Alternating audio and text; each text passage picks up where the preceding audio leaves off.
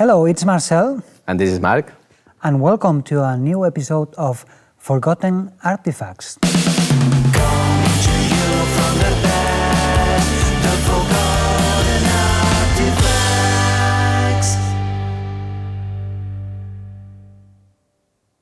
We are here to present you the new Aclam pedal. Do you want to know its name? Do you? Come on, Mark, tell them. The Windmiller Preamp. For this project, we have been digging through the rare and forgotten devices, just as we did with the Boxuol 730. Yeah, we designed the Dr. Robert, and you can click on this link to check it out. But this time is about another great British band, The Who. The Who has always been one of our favorite bands. I would say they are on my top 3. Yeah, me too. I used to watch their video clip centuries ago, and I couldn't believe my eyes. They had this great, powerful sound, great songs, great looks, and all of them were really peculiar, great characters, really different from each other, but together they formed this great, powerful band. And there was this guy, this amazing guitar player doing this thing, the windmill.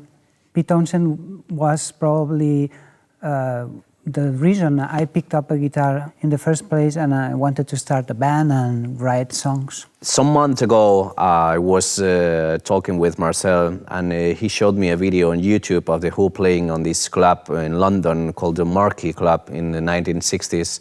And we noticed a weird device sitting on top of the amplifiers. It had a blinking light, a rectangular shape. It wasn't obviously an amp. It wasn't an FX rack, of course, which they didn't exist on that era. So we did some research. We found a webpage of The Who on the internet, and we finally found out that this device was a reverb unit called the Grampian 636 Reverb. He wasn't using it as a reverb, but as a preamp to overdrive his amplifiers. And we wanted to know more, we wanted to get one. Finally, after many months of research, we found one on the internet. We bought it. It was quite expensive. There are not many units of this. They weren't produced in large quantities. We were lucky to get one. And here it is. Yeah, here it is. Can we see it? If you want to show it. Yes. There you go. Ta-da! It looks really, really cool. And I think, and that's my opinion, that Pete was probably messing around in his home studio. And I think probably wasn't an accident, like trying different things and putting the volume to the top. And he found this great guitar overdriven tone that probably he had in his head because he wasn't happy with the sound that came out playing directly to the amplifier. So with this device, probably was the link he was missing in his head. When it arrived, we plugged it into an amp. We got a Strat and a Marshall full stack. And it sounded great. I mean, it was the sound that we heard on that video. It had that character. It had minor issues like background noise, scratchy pods, common things on a device, that all. But it clearly had something else. It had a nice color. It changed the tone of the guitar in a good way. So we were decided to make a pedal version out of it, and after many months of development, we did some prototypes. Some even had a tube inside to get saturation out of it.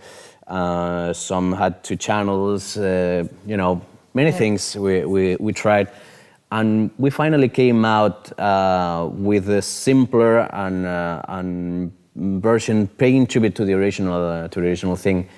So here it is, the Windmiller Preamp.